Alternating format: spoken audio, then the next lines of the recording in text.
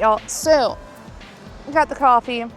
Make sure you grab your cup of coffee because we are going to be talking about the iPhone 12 Pro Max.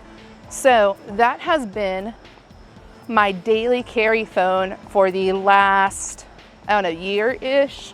I think technically they came out in October of last year, but that has been my daily carry. There were a couple of reasons I made it my daily carry. The first reason being the camera. It was the only camera in the lineup that actually had the sensor shift stabilization. No other camera had that sensor shift. So that's what Apple's calling their IBIS, which all the cameras in the 13 Pro and the 13 lineup have. Not even just the Pro lines, but literally all of the cameras have that, which is pretty neat considering it was a Pro Max feature. So the big camera was the only camera you could, the big phone was the only phone you could get that feature in. And then this year it went all the way down the line, including to the Mini.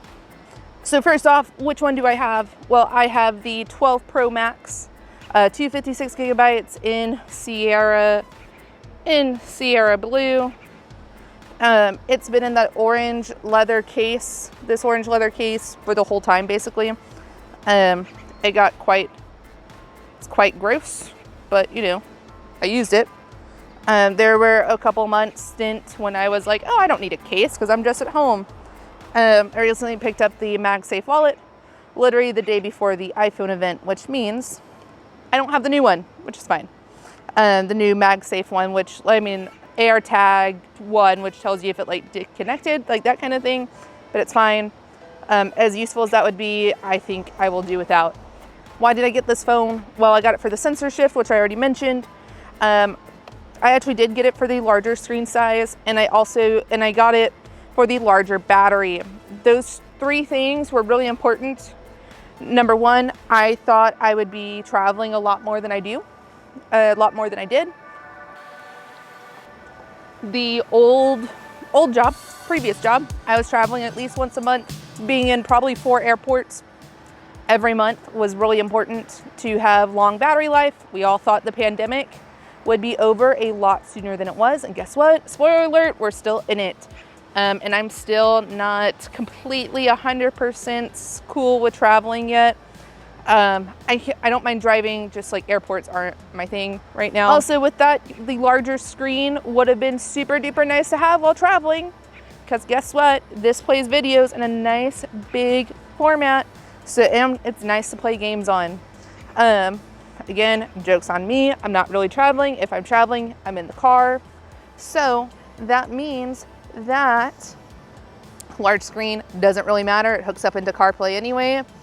And usually I'm the one driving, so that also means I'm not on my phone. And yeah, so the reasons I got the phone became point and mute because the pandemic didn't end, and because I got a new job that I just work from home. So the larger battery life is also null and void because it can either stay on the charger or it gets plugged in, or I can put it on the charger as soon as it's dead. That's honest, or as soon as it's dying. So there was no point in me getting the Pro Max besides the sensor shift. Now the camera itself was super neat. I've gotten a lot of pictures that would turn out to be a little bit more blurry than if I hadn't, than if I just had it without the sensor shift, which is pretty good. The camera I got specifically because I got into more video like this.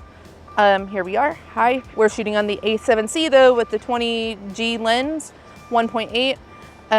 And guess what? I carry this camera with me everywhere now. So having a super fancy camera in my phone isn't as important because I carry this camera around everywhere. I am always ready to shoot pictures with it if the need or want arises, because they just produce a lot better photos. Now they're not as good right out of the camera, so if I don't have the camera, having the good phone camera is actually a really good spot. And then also because there's less friction, if there's something that I just really want to share to social media quickly, the phone gets pulled out really quickly then at that point, because I don't have to edit. Whatever computational photography Apple does is really good just right out of the phone, so it can be uploaded really quickly, which is really nice. These reasons alone though, the battery life, my battery is awesome. I could go all day without charging it. The camera, super duper awesome. I use it for B-roll sometimes while like the main camera's going, if like I need to get like a top down or something like that. Like it's just super small, super light, that I can hold it pretty still. Usually I take the wallet off and I can hold it really still just like this. And if it's not really still, guess what? The sensor shift helps a little bit with that. But yeah, so it's just a nice, I mean, it was nice to have a phone like that size, and it was also nice for a little bit. It's been a while since I've had a phone for that size. I think the 8 Plus was the last time I had a phone this size, and it was meh. I also wasn't happy with the screen size of the 8 Plus, but I was like, let's try it.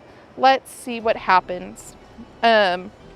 With the 12 Pro Max, I also wanted a max size to see how it was like actually developing for that, on like using it as a developer device, because like I said, haven't had one since the 8 Plus. I didn't have an app out on the App Store when I had the 8 Plus. So having the screen size be this small, being that big, actually really affected my apps quite a lot, and it affected them in a bad way, believe it or not. Like, because my phone was that big, I would forget to take into account other people's phones, which are super small. And I was like, okay, well, I'm going to prioritize my device, which is really bad if you're sending out an app for other people to use. And I was like, well, it looked good and it worked on my device, but what about the smaller phones? And it's like, meh, they just took lower priority, which again, bad practice. Do not follow that. So that was an interesting thing that I noticed, like subconsciously I was doing.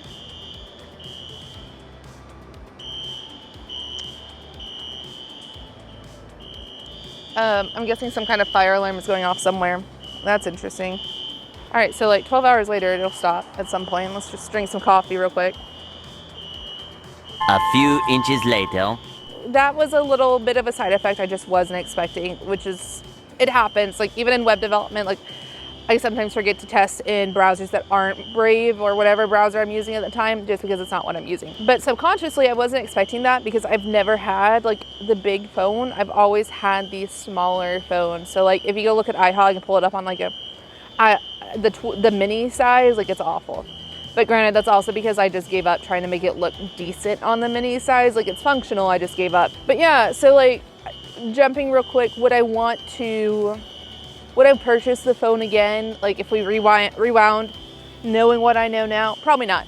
I'd probably stay with the 12 size, the regular Pro size, so just a little bit smaller than this, purely because I realize how much I just hate the screen size. I've told the wife, I told my friends, do not let me buy the Max unless there is some very special feature that I'm like, I must have, because the Max size is just, it's too big for me. It barely fits in, like my hands wrap around a little bit on it.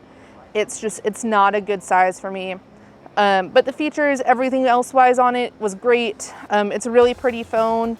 There was a reason why it went caseless, because I really just like how that Sierra Blue looks. That kind of deal, sorry, that Pacific Blue, Sierra Blue is the new one. Looks like it was a good phone. It is a good phone. If you have it on a good deal, like you might as well get it. If you like the Max size, if you don't like the Max size, you're not gonna like this phone. It's heavy, it's big, it's massive. Those are my cons against it, which I knew going in, and I played the game thinking that nothing in my life would change except the pandemic would be over, and I was wrong. What phone am I getting? Getting the iPhone 13 Pro Max. JK, not really. No. As much as I literally just said, I don't like that size. I'm not going to go with it anymore. I am getting the iPhone 13 Pro in Sierra Blue, the 512 gigabyte, because I'm super excited to shoot in ProRes and try something new on the phone itself, try something new in my workflow.